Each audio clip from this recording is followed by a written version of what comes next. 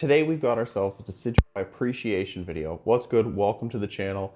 If you're excited about the burb as much as I am, you've come to the right place. For any of you who may not know, Decidueye is my second favorite Pokemon. One of its previous cards in the trading card game is the entire reason why I play this game to this day. Decidueye EX came out all the way back in the base set of Sun and Moon. Had a fantastic ability. Interesting GX attack you see comparable to V-Star powers and V-Star abilities. I'm a huge fan. I really wish we get something more in line with that.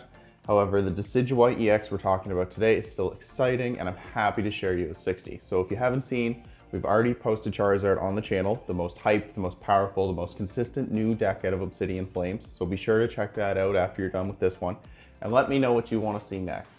Are there any archetypes that stand out to you? Which Pokemon would you love to see get an EX Pokemon? With that said, let's dive right in. So we're playing 3 copies of the brand new Rowlet. 70 hit points, fantastic. It hits for 20. The artwork, however, nice little appreciation moment. Oh my god, I really hope we get an illustration rare for that. I'm not gonna fanboy too much over the Rowlets, but just know I play tons of games with Decidueye, so I was ecstatic when this one came out. Do we play Dartrick? Fortunately, we had to leave him behind. There was no value to include him here, so we're just jumping right up to the Decidueye. We're playing 2 copies of the brand new Decidueye EX. Why am I excited? What do I like about this? It's a 320 hit point grass Pokemon, which hits the new Charizard for weakness. But its ability, Total Freedom, says once during your turn you can use the ability. If it's on the bench, it can become your active. If it's in your active when you use this ability, it can go to your bench. So it lets itself move as long as its ability is in play. Next month, we're getting a nice tool card that lets this move for free. So I'm very, very excited for that. And what does it do? It is 1 attack. Hunting Arrow, 130 to the active, and 30 to one of your opponent's bench Pokemon. In a vacuum, it is not a very exciting card. But the part of another combo deck or a piece to the puzzle, Decidueye adds a lot of value. We are also playing 1 copy of the Hisuian Decidueye from Astral Radiance. It's a fighting type, so it allows us to hit another typing. Arceus decks are very popular. I don't expect them to leave, so including this as a 1 or a 2 of, very, very nice. Piercing Claw for no energy does 30 damage for each damage counter on your opponent's active Pokemon.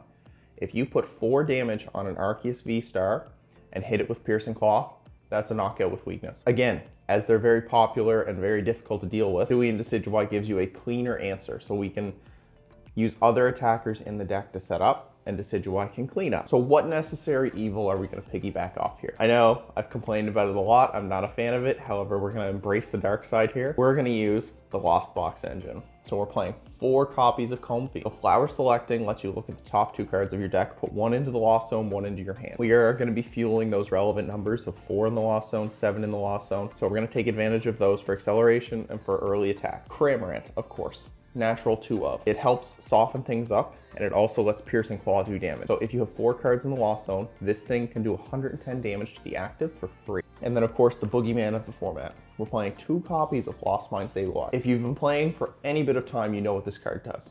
But let's assume that you have been avoiding the Sableye hate and you don't know what it does.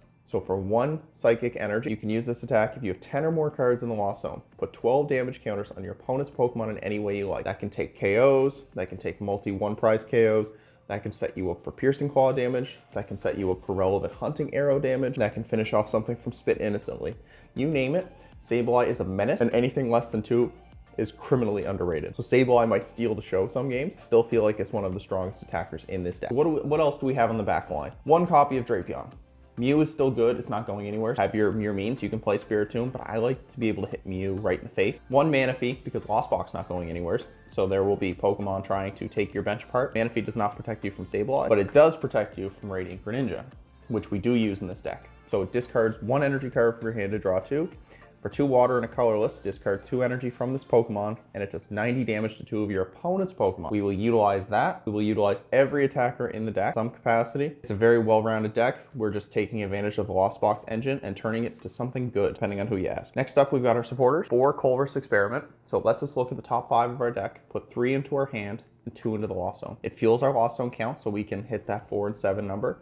It also lets us tutor which cards we want to see. When you're playing a stage 2 deck, very hard to gather your combo pieces, but with Colress just saying, grab a handful of cards, pick the ones you want, throw away the rest. It does make it easier to set up stage 2s.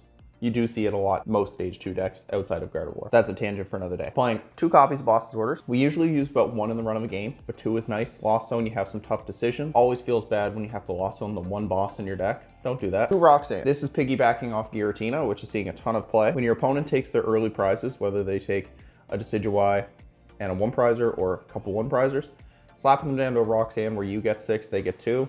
We like that. We prefer Roxanne over Iono because we also want to be taking early prizes, and Iono diminishes each turn we take a prize. So Roxanne is just the safer play. And 2 copies of Raihan. So this one says, when your Pokemon were knocked out, you can attach a basic energy from your discard pile to one of your Pokemon, search your deck for any card and put it into your hand. This can be the pieces to get a Decidueye. This could be the rare candy. This could be a Sableye. This could be anything. It's a free grab something. And I'm a big fan of that because you're always going to feel a combo piece or 2 away until you play the Raihan. Raihan gets every big fan. I initially experimented with 1, was not enough. Was definitely not enough. We do, however, play a couple Stadium. 3 Artazon. I know you're asking, why 3? Well, we need 2 in 1 utility. Artazon allows us to search for our basic Pokemon during the early stages. We do like to have a wide board between our Rowlets, our Comfeys, our Cramorants, Manaphy's, you name it, and we need a Stadium bump. Path to the Peak does make Decidueye and Drapion a little less effective, so having the Stadium bump and a basic Pokemon search was not to like. The only thing this doesn't grab in the deck is Greninja and Drapion, but by the time you need them, you will typically have them. Keeping on with our necessary evils, we are playing 4 Battle VIP Pass. Why 4?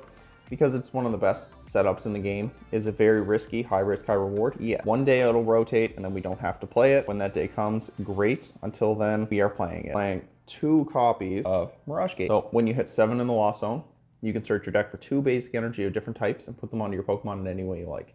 This can set up Decidueye in a pinch. This can set up extra Sableyes. This can put your opponent in check. Very strong card to have. I didn't feel like we need it more than 2 because we have Raihan, so they act as 2, but also give you other utility. But Mirage Gate is there just in case. 3 copies of Rare Candy. Why 3? We're typically going to use 2 to 3 Decidueyes through the run of a game. If you do opt for another Hisuian Decidueye, definitely think you will use all 3. You can cut the Drapion if you don't feel like it's necessary, depending on what you're playing against. I put Drapion in there in the provision that Mew is going to be good.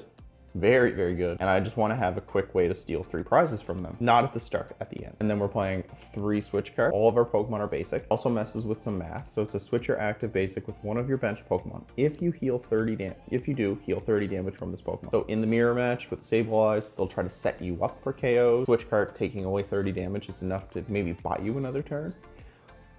I'm not sure how I feel in the mirror match, but again, we can play the 1 prize element of this deck very, very strongly. Playing 3 copies of Escape Rope. So your opponent moves their active, we move our active. It just allows us to freely move through our flower selectings. And if we have to, you know, we need a ton of outs in this deck to just freely move around. 2 copies of Super Rod. We will be recycling energy. We're going to be attacking with our basics. We're going to be retreating. We're going to be wanting to get those resources back. We're not really discarding in this deck outside of concealed cards, but it's mostly for key knockouts or retreat. And we play 1 copy of Ultra Ball. We are playing 3 stage 2s. So we'd like to have the 4th one. So Ultra Ball is kind of like that 4th one, but it also lets us grab Drapion or something in a pinch. 1 Hisuian Heavy Ball. You'd be surprised what winds up in your prizes as soon as you cut this card. So I always include it. It'll fish something out. It'll let us look at our prizes. It allows us to map out our game plan a little easier if we draw into it. Most times it's pulling a key Pokemon out of our prizes. So many moving puzzle pieces, you kind of want to have access to them at all times. Lastly, we have the energy. This is a very, very easy one to rhyme off. 3 Psychic. Sableye only needs 1, so as long as you don't put 1 of them in the Lost Zone, you're fine. 3 Water, just enough to let us use Moonlight Shuriken. 2 plus 1 is 3, so we have an extra for good measure. 3 Grass. I debated on 2, but I figured 3 was just the safe one, because one of them's going to wind up in the Lost Zone, one of them's going to wind up in your prizes. And 2 Jet Energy. So today's deck, there it is. It's all laid out for you. Some key things I'd like to consider. 2nd Hisuian Decidueye, a very strong card if you expect a lot of Arceus. Drapion and Spiritomb are interchangeable. Do you want to play defensive? Do you want to play offensive? I like playing offensive. I don't like waiting for something to happen. I like going out and getting it. Could play Lost Vacuum. 3rd Sableye could be filthy in this deck. I wanted to put in a Yoga Loop for Metacham. I just couldn't figure out where I wanted it. Again, I mentioned it early. The new retreat tool coming from 151 could be an interesting include in this deck because it allows Decidueye to constantly move and reset. But yeah, here's the list. As a Decidueye fan, I'm a big fan. What did you think of the list? Are you a believer? If not, what would you change and what would you play differently? Until next time, take care.